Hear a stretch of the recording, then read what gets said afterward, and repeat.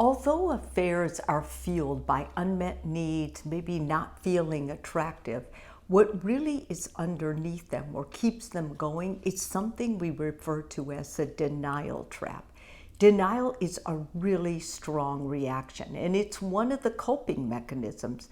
Sometimes denial is good, but in the effect of hiding an affair or a betrayal or not being honest with your partner about an emotional affair, when these things happen, when you use denial to protect yourself and it ends up keeping your partner in the dark to what's going on, then it is a trap. And so I want to make this video about how to set yourself free, how to break out of this, because the denial is what keeps the affair or the cheating going on.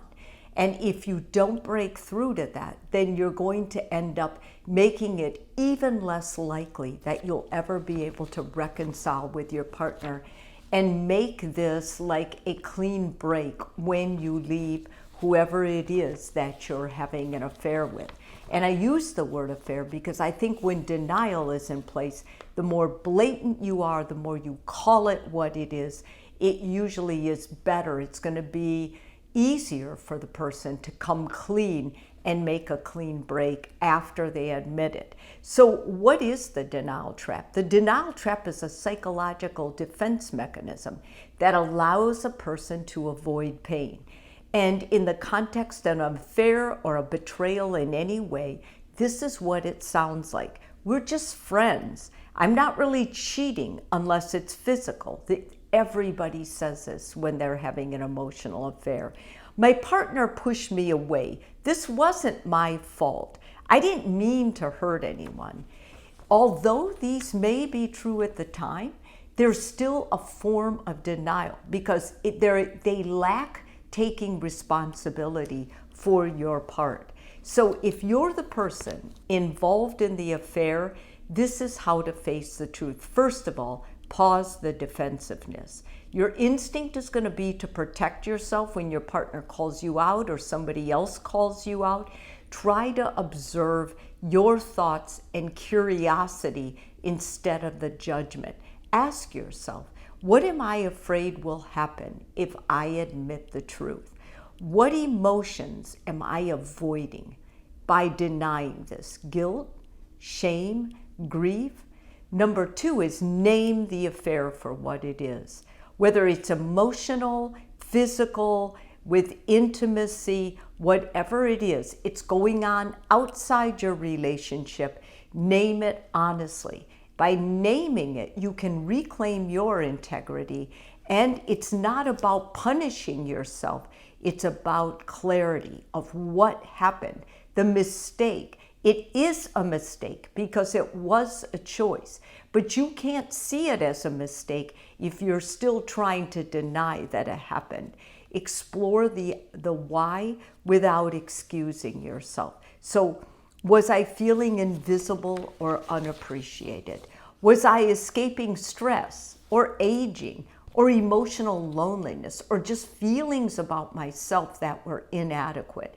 Was I seeking something in myself, not just someone else? In other words, was it your own corruption, your own feeling of you being incompetent, worthless, or whatever that made it okay for you to get involved with this? Working with a therapist in this stage can really help you because the denial is really hard to get out of. And then you have to take full responsibility. You're going to have to take full responsibility in the end anyway, no matter what choice you make. But for sure, if you are going to try and work it out with your spouse, then you have got to take full responsibility of your actions, of the pain it caused, and your willingness to reveal all if you're going to try and work it out. If you're the betrayed partner, you have a part to play in this as well. Number 1, allow yourself to feel everything. And I don't mean numb yourself. Your job is not to make excuses for your partner. Your job is to own and feel everything that is going on with you.